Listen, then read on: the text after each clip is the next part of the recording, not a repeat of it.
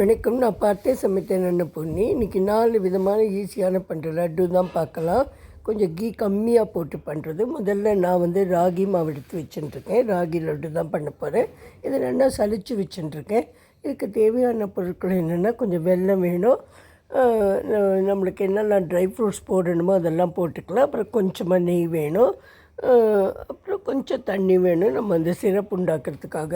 முதல்ல நான் என்ன பண்ணினேன்னா, இந்த ராகி மாவை கடாயில் போட்டுட்டு இது கொஞ்சமாக வறுத்து எடுத்துட்டேன். அதாவது ரொம்ப நெய்யெல்லாம் விட்டு ரவையெல்லாம் வறுக்கிற மாதிரி வறுக்க வேண்டாம். லேசாக அந்த பச்சை வாசனை போகிற வரைக்கும் ஒரு 5 to 7 மினிட்ஸ் வறுத்தா போகிறோம்.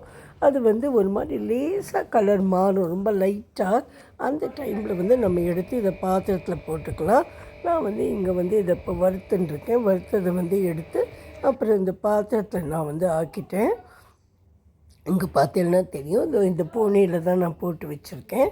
அதுக்கப்புறமா கொஞ்சம் 2 டேபிள் ஸ்பூன் நெய்யை விட்டுட்டு அதில் ட்ரை ஃப்ரூட்ஸ் எல்லாம் போட்டு நான் வறுத்துனேன். ட்ரை ஃப்ரூட்ஸ் எல்லாமே எங்கிட்ட இருந்தது. பிஸ்தா, பாதாம், முந்திரி பருப்பு, திராட்சை பழம் எல்லாம் இருந்தது. அது எல்லாத்தையும் திராட்சை பழத்தை மாத்திரம் கடைசியாக வறுத்துனேன். மற்ற எல்லாத்தையும் வறுத்து இது கூட போட்டுட்டேன்.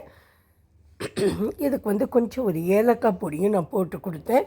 அப்புறம் இது எல்லாத்தையும் நல்லா மிக்ஸ் பண்ணால் அதில் இருக்கிற நெய்யே இதுக்கு போகணும். ஒரு 2 டேபிள் ஸ்பூன் நெய்யே போகணும். இது ஒரு டீஸ்பூன் சுக்கு பொடி, ஒரு டீஸ்பூன் ஏலக்காய் பொடி. இது ரெண்டுத்தையும் நான் அதில் ஆட் பண்ணிட்டேன். இப்போ நம்ம சிரப்பு வச்சிடலாம். நான் 2 கப்பு எடுத்ததுக்கு 1 கப்பு வெல்லம் தான் போட்டுட்டேன். அது ரொம்ப குறைவு தான். ஏன்னா அவள்லாம் ரொம்ப ஹெல்த் கான்ஷியஸாக இருக்கிறதுனால சாப்பிட மாட்டான்னு. நீங்கள் தாராளமாக 1.5 கப் போட்டுக்கலாம். ஏன்னா இந்த ராகி மாவுக்கு கொஞ்சம் ஸ்வீட் நிறைய இருந்தால் நல்லாயிருக்கும். ஆனால் நான் இந்த குழந்தைகள் ரொம்ப திட்டுறாளே அப்படிங்கிறதுனால ஒரே 1 கப்பு போட்டுட்டேன். அதுக்கு 3/4 கப்பு ஜலம் விட்டுட்டேன். 1 ஸ்ட்ரிங் கன்சிஸ்டன்சி தான் இது.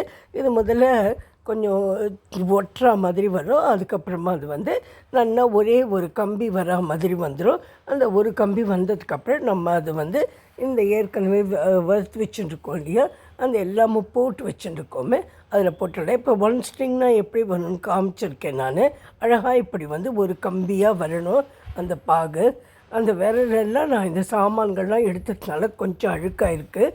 சாரி. அந்த வெல்லம் கில்லம் இந்த பாசிப்பருப்பு இதெல்லாம் வறுத்துக்கிறது பண்ணினதுனால இது எல்லாத்தையும் நல்லா நம்ம கலக்கிக்கணும். நான் கொஞ்சம் தேங்காயும் போட்டுட்டேன். அதாவது டெசிகேட்டட் கோகனட்டுன்னு நான் வாங்கி வச்சுருந்தேன்.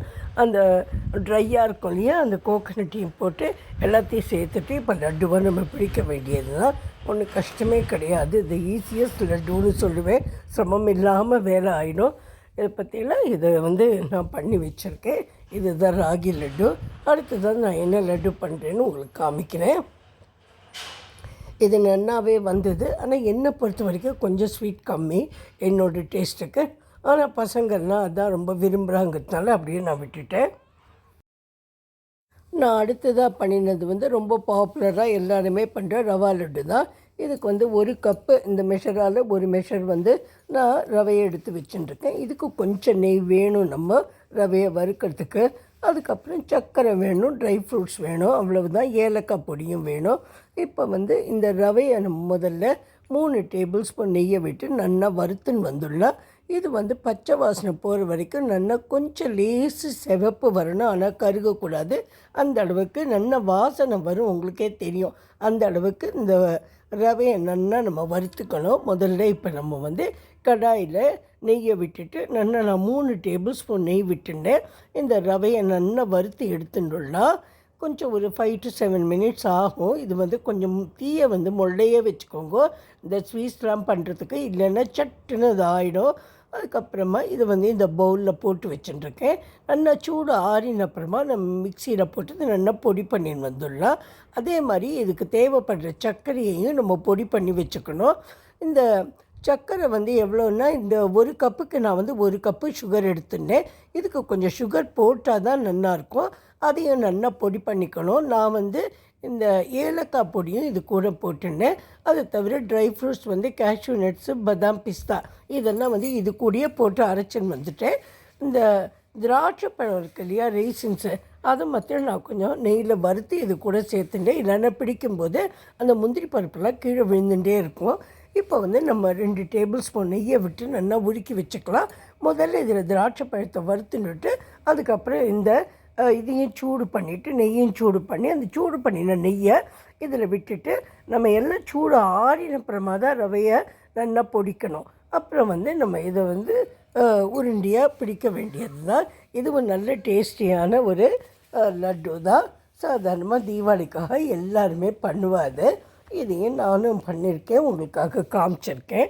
அடுத்ததாக நான் பண்ணினது வந்து பிரெட் லட்டு தான். இந்த பிரெட் லட்டு பண்ணுறதுக்கு நான் மில்க் ப்ரெட்டு தான் வாங்கி வர சொன்னேன். இது என்ன புதுசாக இருக்கே, நல்லா இருக்குமோ என்னமோன்னு டவுட் பட வேண்டாம். ரொம்ப ஈஸி, ரொம்ப நல்லாவே இருக்கும். ஆனால் ரொம்ப நாள் வச்சுக்க முடியாது. நம்ம ஒன்று 2 நாள் தான் வச்சுக்கலாம். இந்த ப்ரெட்டை வந்து நல்லா பொடி பொடியாக நம்ம கையாலேயே பிச்சு வச்சுக்கணும். வச்சுட்டு மிக்சியில் நல்லா பொடி பண்ணின்னு வரணும். இது மாதிரி இந்த ப்ரௌன் பார்ட்ஸ் இருக்கு இல்லையா, அதெல்லாம் ஒன்று நீங்கள் வந்து டிஸ்கார்ட் பண்ண வேண்டாம். அதையும் சேர்த்தே நீங்கள் நல்லா பொடி பண்ணி வச்சுக்கலாம். நான் அந்த பொடியாக்கினது இந்த போர்டில் போட்டிருக்கேன். ஒருவேளை ஏதாவது கொஞ்சம் கட்டியாக இருந்தால் அதை நம்ம கையால் பொடிச்சுக்கலாம். அதுக்கப்புறம் அந்த பொடியை 2 டேபிள் ஸ்பூன் நெய்யை விட்டு வறுத்து எடுத்துக்கணும். அதுக்கப்புறம் அதுக்கு சுகர் உங்களுக்கு எவ்வளோ தேவைப்படுறதோ அவ்வளோ சுகரை அரைச்சிக்கணும். அதையும் நல்லா பொடி பண்ணி ஏலக்காய் பொடியும் போட்டுட்டு இது கூட ஆட் பண்ணிக்கணும். இதுக்கு வந்து சுகர் ரொம்ப தேவைப்படாது. மில்க் ப்ரெட்டு நல்ல ஸ்வீட்டாக இருக்கும், பார்த்து போட்டுக்கோங்க. நான் ஒரு 1/4 கப்பு தான் போட்டுட்டேன், அதுவே நல்லா இருந்தது. அப்புறம் கொஞ்சம் எங்கிட்ட மில்க் பவுடர் இருந்தது, அதையும் போட்டுட்டேன். அப்புறம் நம்ம வறுத்த நெய்யே போகிறோம், அதெல்லாம் போட்டு நம்ம நல்லா இதை பிடிக்க வேண்டியது தான். இப்போ நம்ம எல்லா லட்டுவுமே ரெடி ஆகிடுது. இது வந்து ராகி லட்டு, அப்புறம் வந்து ரவா லட்டு, ப்ரெட்டு லட்டு, அதுக்கப்புறம் இன்னொரு லட்டு நான் பண்ணினேன். ஆனால் என்னதால் எடுக்க முடியலை.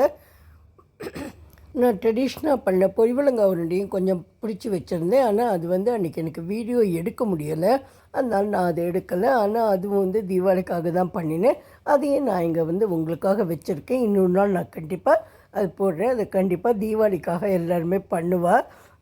அது வந்து நல்லா கட்டையாக இருக்கும். Hope you all will like this video. உங்களுக்கு பிடிச்சதுன்னா சப்ஸ்கிரைப் பண்ணுங்க, லைக் பண்ணுங்க. Thank you friends.